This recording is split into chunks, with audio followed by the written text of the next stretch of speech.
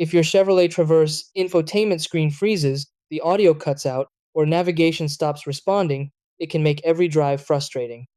The Traverse uses Chevrolet's MyLink system to control navigation, media, smartphone connectivity, and vehicle settings all from one touchscreen. Like any advanced electronic system, occasional glitches can happen.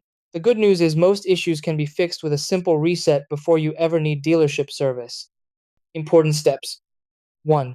Start with a soft reboot by turning off the vehicle and disconnecting the negative battery cable for 1 to 2 minutes, then reconnect it to clear temporary glitches.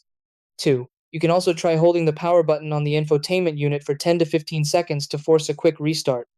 3. If problems continue, go to Settings, then System, and select Factory Reset to restore default settings. 4. Keep in mind a factory reset will erase saved phones, presets, and personal preferences. 5.